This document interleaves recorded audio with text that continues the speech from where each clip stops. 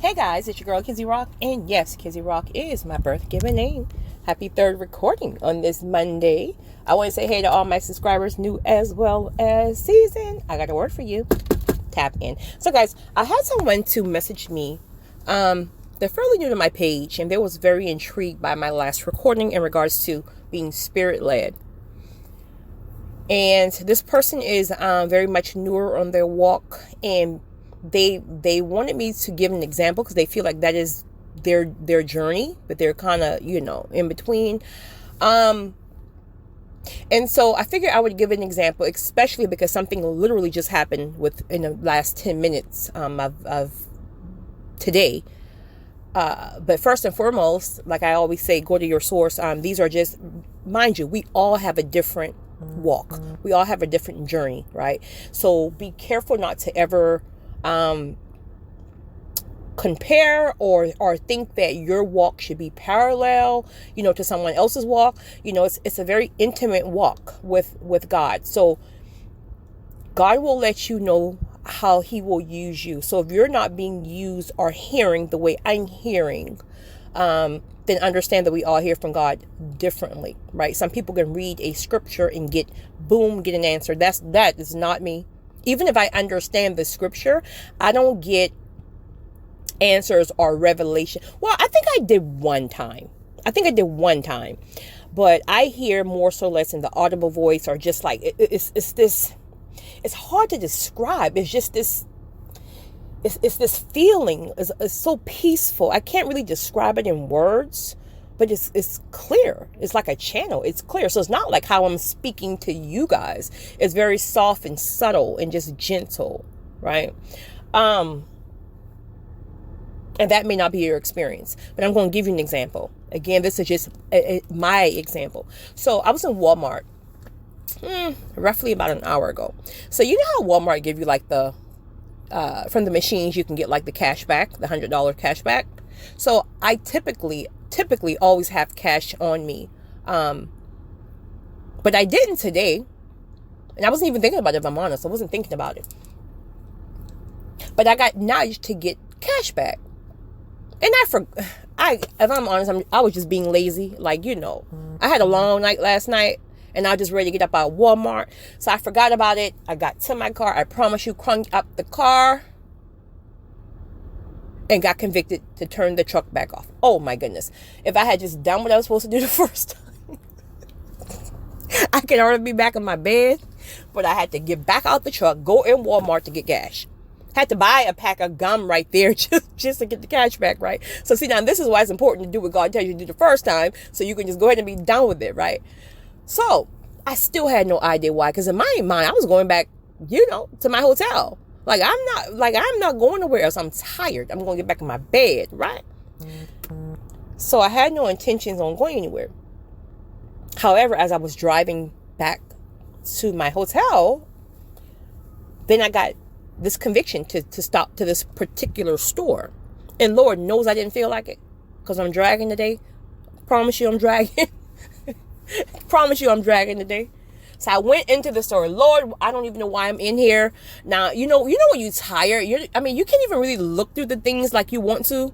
So I'm kind of just like, Lord, I don't know why I'm in here, but I'm just going to stay until I hear you tell me to leave. All right. Fast forward. It was a young lady, very beautiful girl, light skin, short hair. But if I'm honest, me being connected as I am, I can tell she's had a troubled life. Not like in the sense of, she's a crackhead, not that type of thing, but kind of maybe very abusive relationships. She's blowing me up right now, honey. Very abusive relationships, like maybe just a hard life. I'll just say that, a hard life. And you can see it, right? If you're connected, you can see it. So anyway, she was I had nothing to say to her, and vice versa. We were just she was like two aisles over, but I could hear her. I'm still sitting here trying to figure out why I'm in here, right? But she is on the telephone speaking to someone. But the conversation, you can tell she was very filled with anxiety, almost, I don't want to say fear, but like anxiety, almost like the person was kind of pressuring her, you know. So you can tell she was kind of like freaking out just a little bit.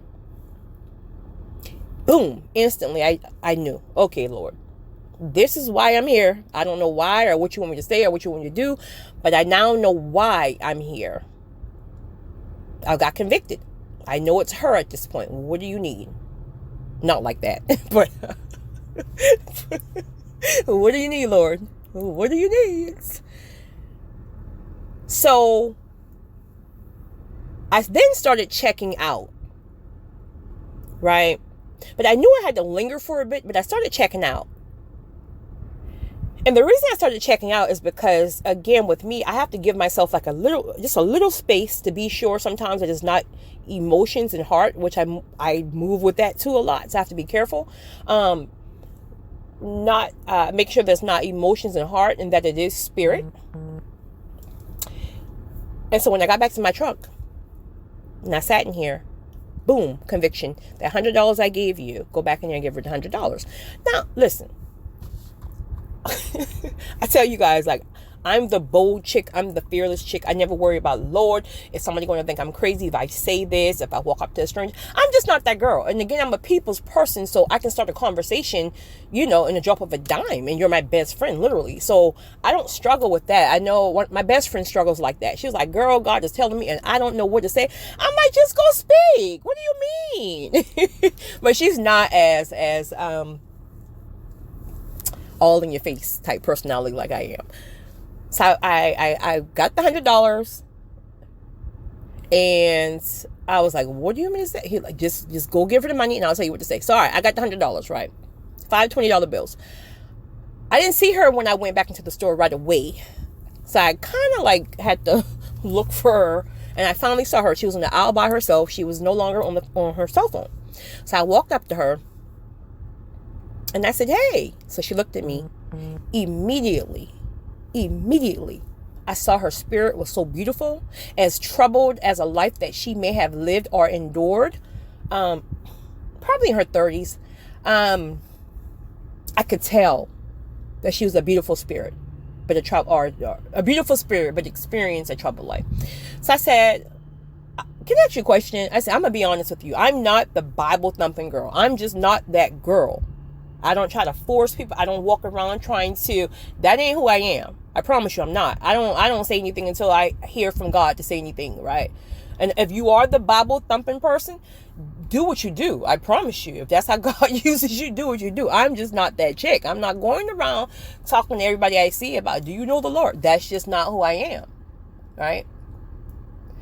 So I looked at her and I said, do you know the Lord? She looked at me and she said, my God, yes, right? But she said that thing in such a way of like, oh, Jesus, yes, right? I said, okay. I said, give me a minute. 1 second. So I'm looking at her. So I'm now waiting for the spirit to pick up. So I went on and on. And of course, when you're in the spirit, you don't know everything you're saying, or you can't remember everything you're saying. But I know without a doubt what I've said to her. Some of the things I said to her was, I said, listen, I said, I was leaving out of the store. I saw you. I gave her the whole 9 yards about the Walmart thing, transaction. Happened to come to this store. Wasn't supposed to even be in this store. I said I wasn't being nosy, but I heard your conversation. I went in my truck to leave, and God told me to come back in here and give you this money. I said, now, as I look in your eyes, I can tell you had a very troubled life, and you're still struggling with some demons. I said, as beautiful as you are, I can tell. I said, but the devil is a liar. He will not have you. He cannot have you. I said, you are strong, you are equipped, and so on and so on and so on and so on. And she just dropped. She scared the crap out of me. Dropped. And I was like, Lord, these people want to think. And then had a stun gun and then stun this. Oh. And she got back up and she was, she was just crying and crying. And she stood up and she just fell into my arms. And she just wanted to be held. And so now we're in the middle of this store and everybody is just looking right. And I'm trying to like tell her to be quiet a little bit, right? And then I got convicted. God was like, you better not be worrying about who's looking and who's seeing what, right? So I allow her to, And finally she kind of, she settled down or whatever. She wasn't like screaming, crying, but like that ugly cry, right? When we know God really moved. And so I had my mask on, of course. She didn't, but I had the mask on. And she said, can you do me a favor? Can you please take your mask down? And I was like, yeah, let me step back a little bit. So I stepped back to the mask down. And she said, I already know. She said, I know God sent you. And I said, that tells me how connected you are. Because if you can look at me, you can look at my eyes and you can see my spirit, then yeah, you're connected, right? Because your eyes is the window to your soul, right?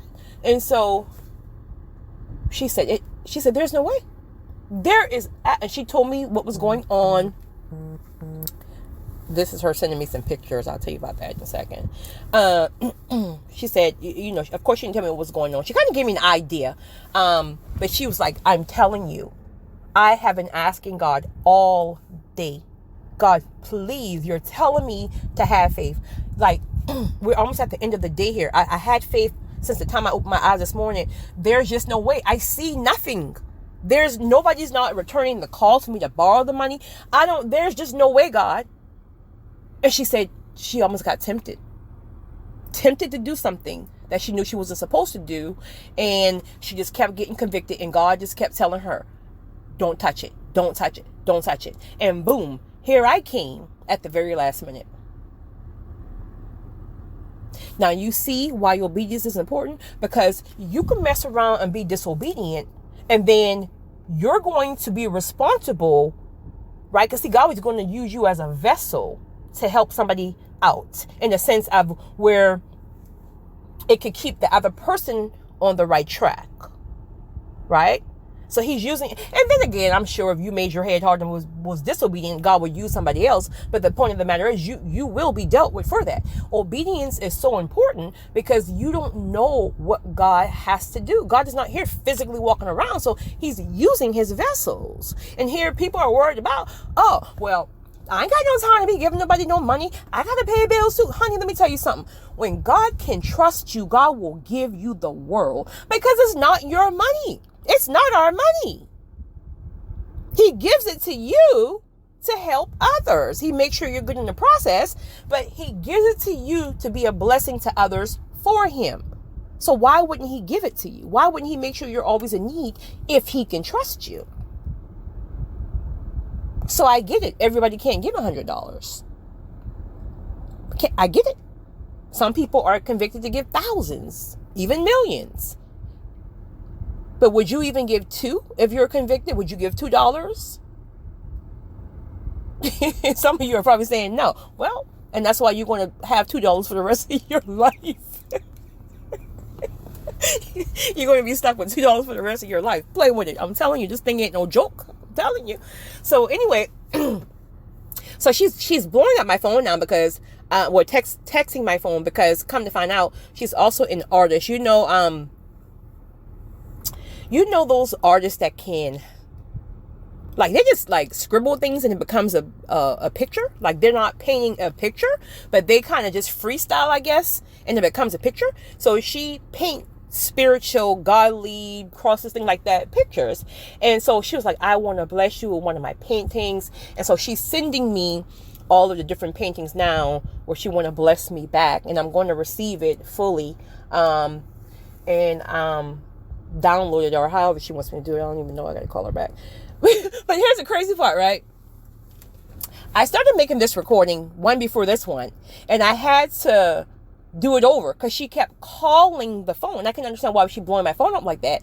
And so I had to make the recording over because she called so much. So finally, when I called her back right before I started making this recording, she was like, listen, she was like, I didn't mean to blow your phone up like this, but she was like, I was about to turn back around to come back in this parking lot. I had to find you. I had to find you. She's like, I thought I had the wrong number. I thought I locked the wrong number in the store when you wasn't answering.